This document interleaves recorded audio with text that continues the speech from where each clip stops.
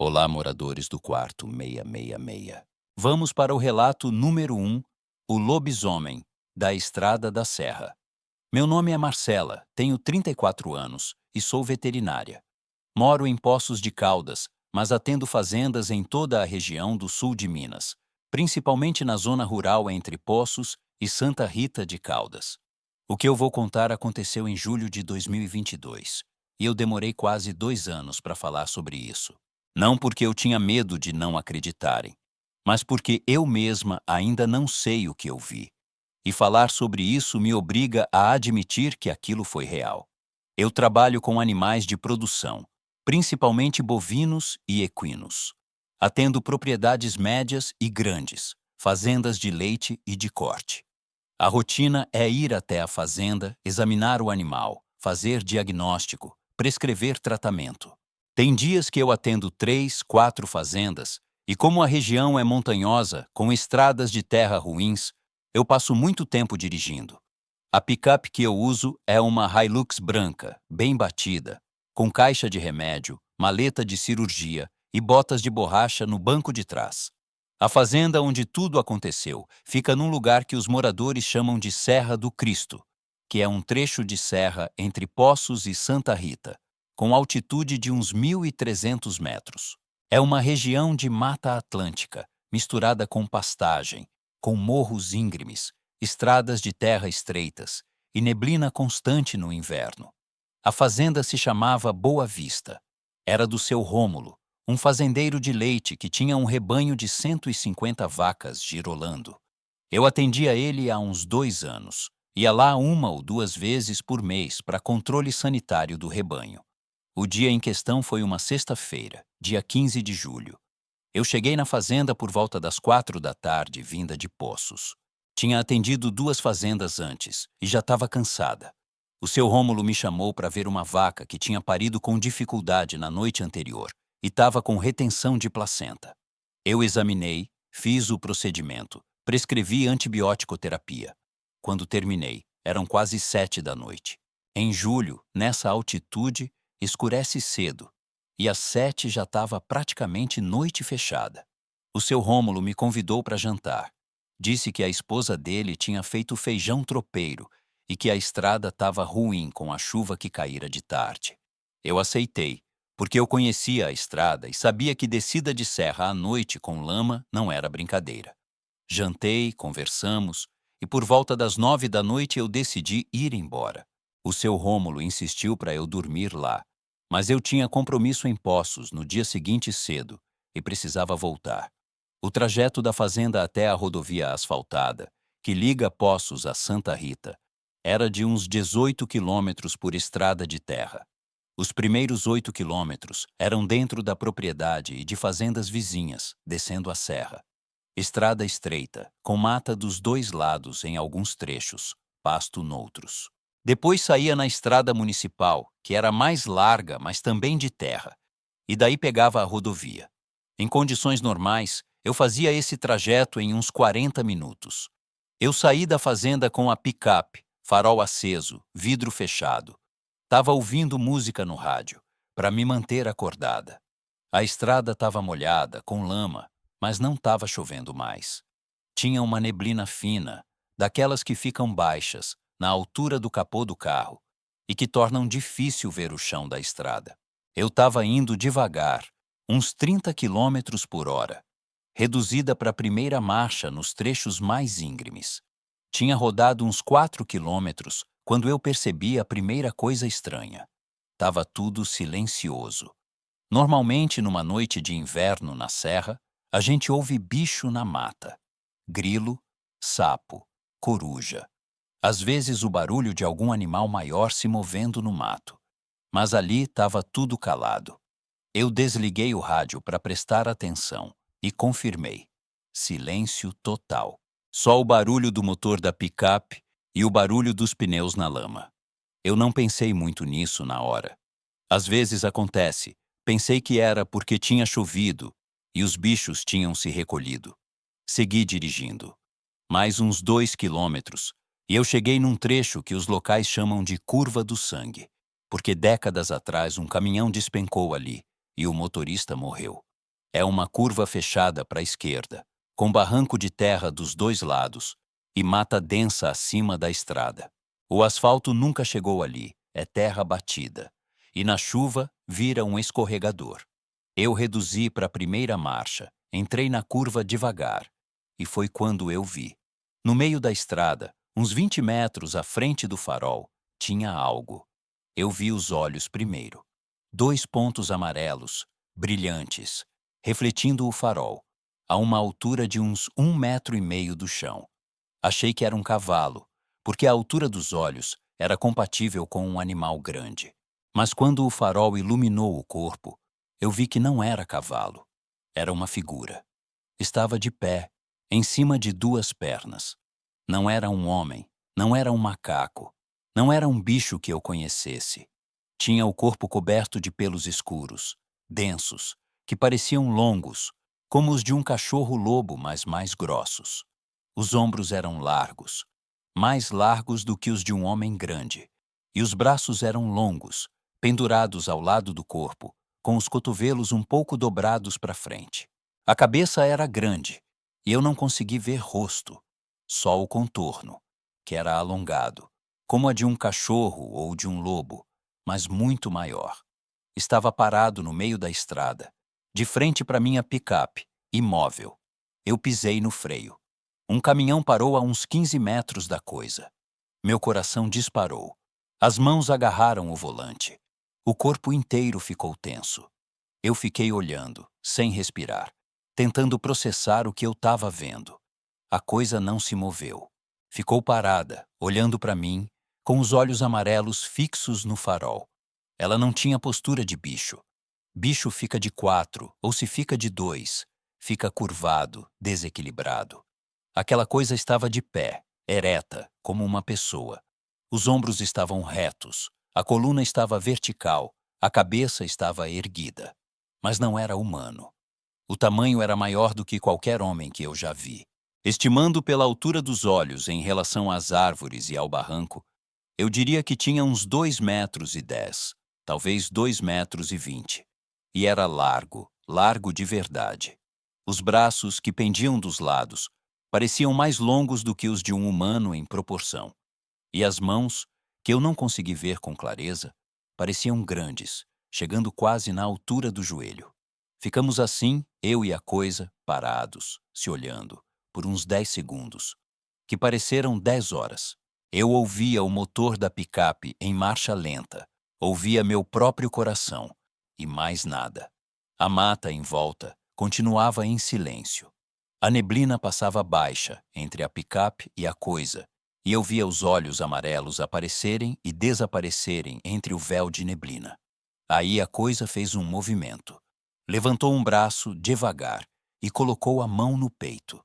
Não na altura do coração, na altura do externo, como se estivesse, eu não sei, como se estivesse sentindo algo, como se tivesse dor, ou pressão, ou alguma coisa dentro do peito que ela estava tentando entender. O movimento foi lento, quase humano, e foi isso que me gelou o sangue. Não foi o movimento de um bicho se coçando. Foi o movimento de alguém que está sentindo algo e reage a isso. Foi um gesto consciente. E então ela virou a cabeça. Não o corpo, só a cabeça. Virou para a direita, olhando para o barranco, para o lado da mata. E eu ouvi um som. Um som baixo, longo, que saiu dela. Não era rosnado, não era uivo, não era grunhido. Era um som que eu não tenho referência para comparar. Era grave, contínuo. E tinha uma variação no meio, como se subisse de tom e descesse de novo. Durou uns 3 segundos e parou. E a coisa saiu da estrada. Ela não correu, não pulou, não se jogou. Ela andou. Saiu da estrada para o lado direito. Entrou no barranco e subiu a margem de terra com uma agilidade que era impossível para algo daquele tamanho e peso. Subiu como se o barranco fosse plano, sem esforço, sem escorregar. E entrou na mata. Eu ouvi o barulho de galhos se partindo, de folhas se mexendo, cada vez mais distante. E depois silêncio. Eu não me movi por uns 2 minutos. Fiquei na picape, motor ligado, farol aceso, olhando para o ponto onde ela tinha desaparecido. As mãos tremiam, o coração batia forte. Eu sentia um frio no estômago que nunca tinha sentido antes. Não era medo de ter sido atacada. Era a consciência de que eu tinha visto algo que não existia na minha compreensão de mundo. Eu sou veterinária. Eu conheço animais. Eu conheço anatomia. Eu conheço comportamento animal. Aquilo não era nenhum animal que eu conhecia. E não era humano. Era algo entre os dois. Ou fora dos dois. Eu engatei a primeira e segui. Passei pelo ponto onde ela esteve, devagar, olhando para o barranco. Vi marcas na terra, pegadas. Não parei para examinar, porque eu queria sair dali, mas eu vi, de relance, que eram pegadas grandes, alongadas, com marcas de garras profundas na lama, e eram de 2 pernas, só de 2. Não tinha marca de patas dianteiras, não tinha rastro de quadrúpede. Era algo que andava em 2 pernas. Eu segui viagem sem parar até a rodovia asfaltada. Quando cheguei no asfalto, parei a picape no acostamento, desliguei o motor e fiquei sentada, tentando me acalmar. Demorou uns 15 minutos para meu coração voltar ao normal. Nesse tempo, eu decidi que não ia falar sobre isso para ninguém. Mas no dia seguinte, eu não consegui me segurar. Liguei para o seu Rômulo e perguntei, sem dar detalhes, se ele conhecia a curva do sangue, se tinha alguma história sobre aquele trecho. Ele ficou calado uns segundos e disse: Marcela, por que você está perguntando isso? Eu disse que era curiosidade, que tinha passado lá à noite e achado o trecho estranho. Ele disse: Minha avó morava aqui nessa fazenda. Ela dizia que na serra, nas noites de lua cheia de inverno, tinha um homem que virava bicho. Ela dizia que era o filho de uma mulher que teve 7 filhas, e o 8º foi homem. Que ele tinha que virar na sexta-feira de lua cheia e ficar bicho até o galo cantar. Eu achei que era coisa de velha, nunca dei crédito. Eu perguntei se alguém da região tinha visto alguma coisa. Ele disse: O João da Boa Sorte, que era meeiro aqui, disse uma vez que viu um bicho grande na estrada da serra de noite. Mas o João bebia, ninguém acreditou. Isso foi uns 20 anos atrás. Eu não contei para o seu Rômulo o que eu vi. Mas eu fiz uma coisa que eu não devia ter feito. Na semana seguinte, eu voltei à curva do sangue de dia com uma câmera para ver as pegadas. Choveu entre a sexta e a semana seguinte e a lama tinha sido lavada. Não tinha mais nenhuma marca. Mas eu reparei numa coisa que eu não tinha notado à noite. Na margem de terra do barranco, na altura de uns 2 metros, tinha galhos quebrados. Não quebrados por vento, não quebrados por queda de árvore. Quebrados na altura de uns 2 metros, como algo grande tivesse passado por ali e empurrado os galhos para o lado. Os galhos estavam verdes, quebrados recentemente, a madeira interna branca e úmida. A trilha de galhos quebrados subia o barranco e entrava na mata. Mas eu não segui. Eu nunca mais voltei àquele trecho à noite. Quando preciso ir à fazenda do seu Rômulo, eu saio mais cedo, faço o atendimento de dia e volto antes de escurecer. Se não dá para voltar de dia, eu durmo lá. Eu não sei o que eu vi. Eu não acredito em lobisomem. Não acredito em lenda. Não acredito em maldição de 7º filho. Mas eu vi algo. Algo que andava em 2 pernas, que tinha pelos, que era maior do que um homem, que fez um gesto que parecia consciente e que emitiu um som que eu nunca ouvi antes. Eu sou cientista. Eu trabalho com fato, com evidência, com diagnóstico. E eu não tenho diagnóstico para aquilo. Às vezes, de madrugada, quando eu estou acordada na minha casa em Poços, eu ouço um som distante vindo da direção da serra. Grave, longo, com aquela variação no meio. Eu não sei se é a minha memória me enganando, se é o vento, se é algum bicho da mata. Mas eu sei reconhecer o som. E eu sei que é o mesmo.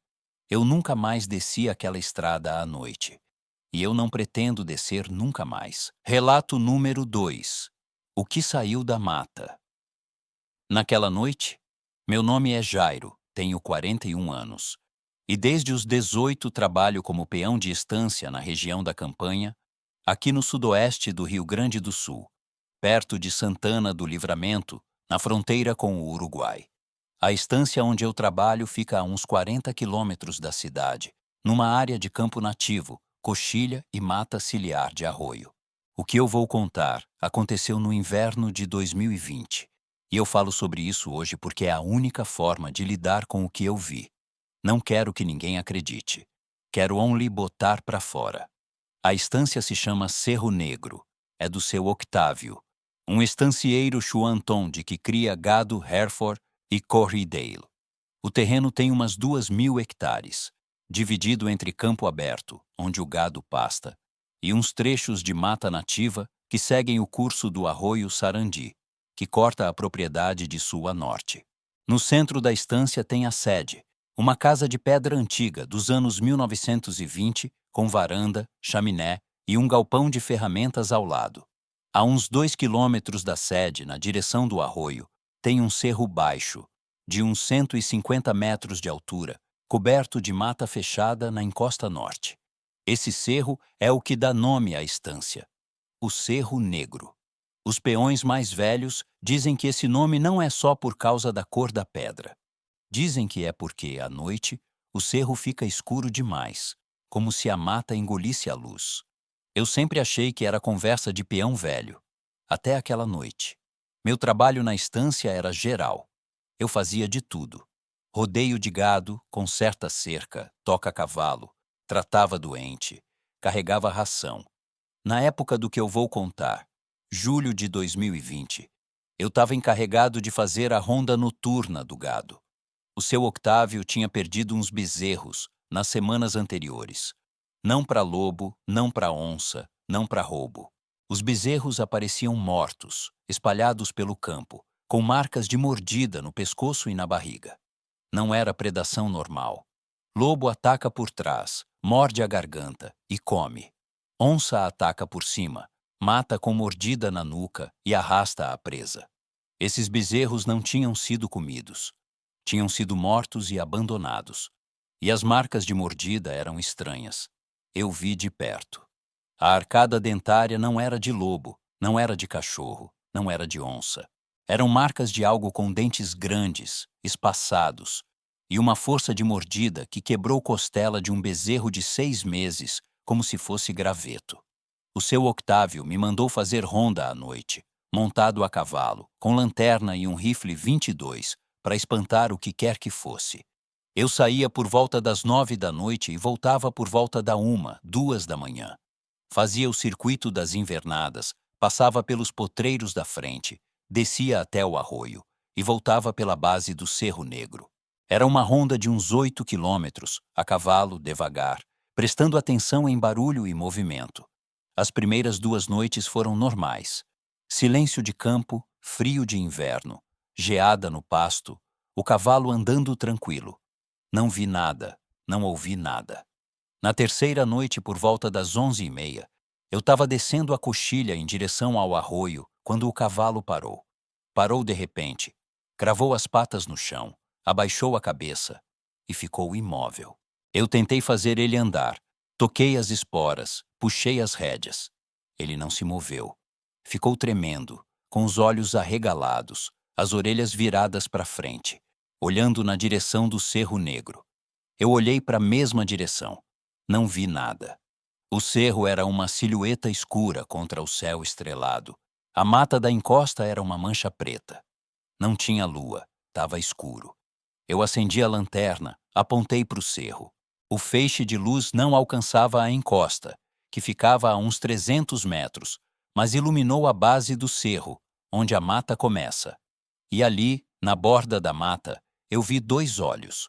Olhos amarelos, brilhantes, refletindo a luz da lanterna como os olhos de gato. Mas a altura era errada. Estavam a uns 1,80 m do chão, talvez mais. E a distância entre eles era maior do que a de qualquer bicho que eu conheço. Eu sei o que são olhos de lobo, de cachorro, de gato, de boi. Aqueles não eram nenhum desses. Eram grandes, redondos, e não piscavam. Eu fiquei olhando, o cavalo tremendo embaixo de mim, e os olhos olharam de volta. Eu tenho certeza disso. Não era um bicho olhando para a luz. Era algo olhando para mim.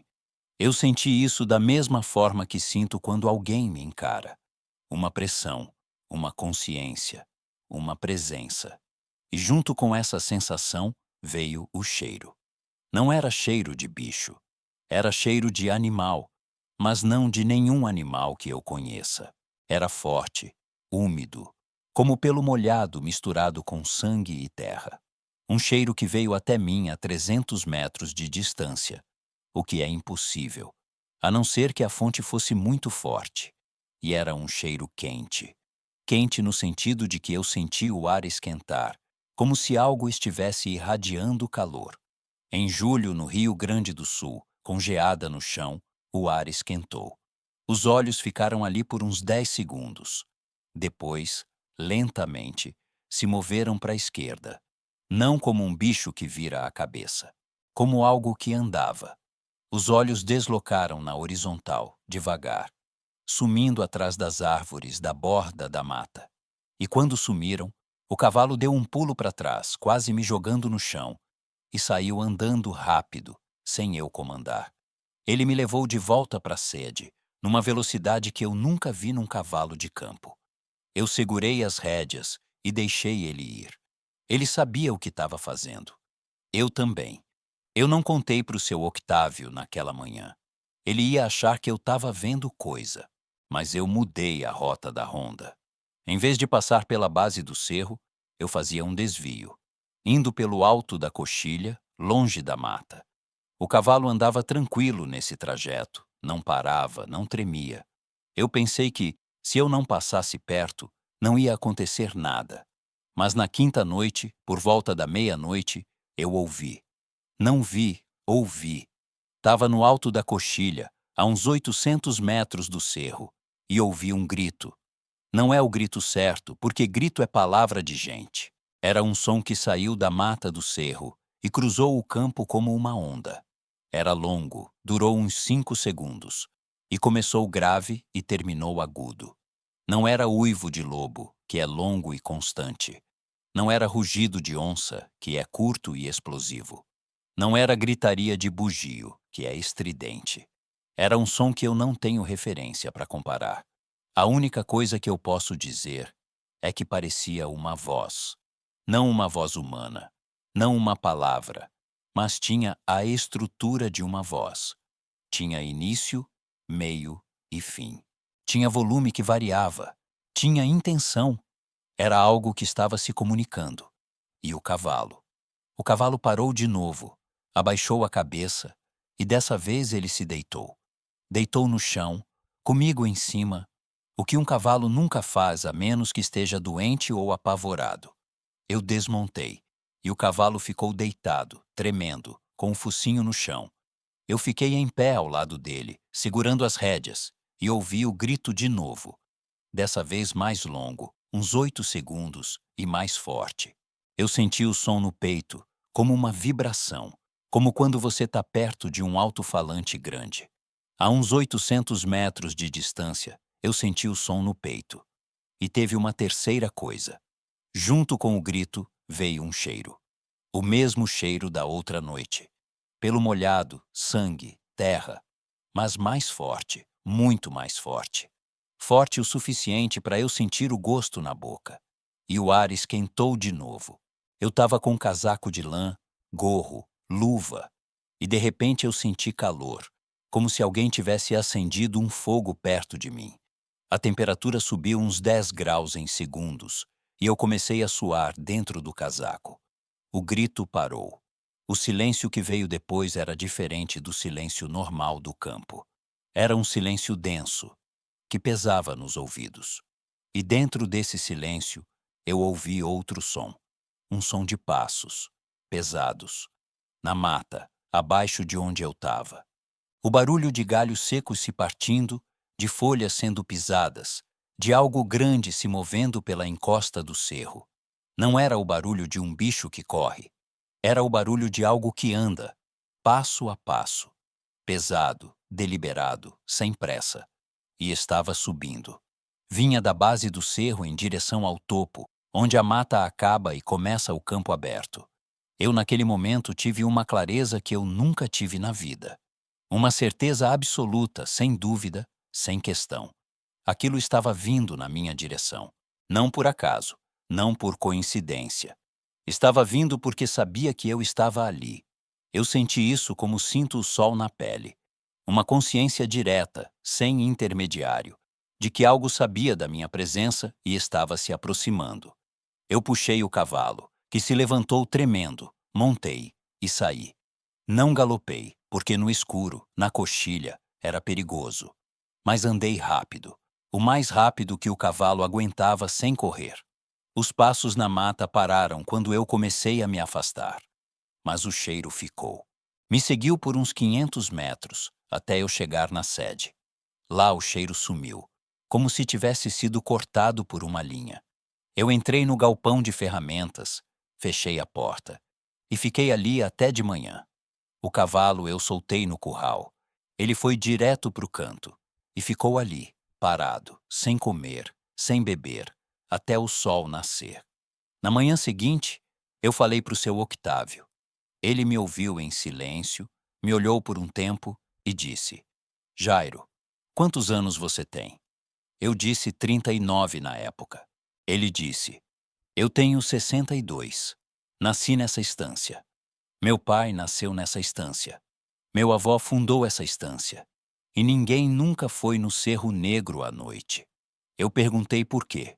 Ele disse: Porque quem vai não volta igual. Eu perguntei o que ele queria dizer com isso. Ele ficou calado uns segundos e disse: Meu avô contava que em 1910, mais ou menos, um peão que trabalhava aqui sumiu. Sumiu de noite, sem deixar rastro. O cavalo dele apareceu no curral sozinho, selado, suado. Encontraram o cavalo de madrugada, mas o peão nunca mais. Uma semana depois, começou a ter gado morto. Bezerro, novilha, até um touro adulto. Marcas de mordida, sem ter sido comido. Meu avô disse que o peão não tinha sumido, tinha virado. Eu perguntado virado o quê? Ele disse: Jairo, você sabe o que é lobisomem? Eu disse que sabia, que era lenda. Ele disse: Eu também achei que era lenda. Até eu ver, em 1978, na encosta do cerro, uma coisa que eu não consigo explicar. Eu tinha 20 anos, estava de cavalo, e vi algo que andava em duas pernas, que era grande, que tinha pelo, e que não era homem nem era bicho. Eu vi a uns 50 metros de distância, de dia, numa manhã de neblina. E ele me viu, e ficou parado, me olhando, como se soubesse quem eu era. Depois virou e entrou na mata. Eu nunca falei sobre isso, nem para o meu pai, mas eu nunca mais fui no Cerro Negro à noite. Eu pedi para ser tirado da ronda noturna. O seu Octávio transferiu a ronda para o diurno e colocou outro peão, o Dirceu, para fazer a noite. O Dirceu nunca relatou nada. Dizia que a ronda era tranquila, que não via nada, não ouvia nada. Os bezerros pararam de aparecer mortos uns 2 meses depois. Não sei se foi coincidência, se o que quer que fosse foi embora, ou se só parou de atacar o gado. Mas eu tenho um detalhe que eu não contei para o seu Octávio, e que eu não conto para as pessoas porque eu não sei o que significa. Naquela última noite, quando eu ouvi os passos subindo a encosta do cerro, antes de eu montar e sair, eu olhei para a mata uma última vez. E eu vi, não com clareza, não com detalhe, mas eu vi uma forma, grande, escura, de pé, na borda da mata, onde os olhos amarelos tinham estado na primeira noite. A forma não se moveu. Ficou parada, olhando para mim. E naquele momento, eu tive uma sensação que eu não consigo esquecer. Não era medo, era reconhecimento. Como se eu reconhecesse aquela forma de algum lugar, de algum tempo. Como se eu já tivesse visto antes. Mas eu não sei de onde. E essa sensação me incomoda mais do que qualquer outra coisa que aconteceu naquela noite. Às vezes eu acordo de madrugada, na minha casa na estância, e ouço o som. Longe, fraco, vindo da direção do cerro. O grito longo que começa grave e termina agudo. Eu fico deitado, ouvindo, e espero que pare. Sempre para. Mas toda vez que eu ouço, eu tenho a mesma sensação de que aquilo me conhece e de que um dia eu vou ter que ir até lá. Eu não sei o que é.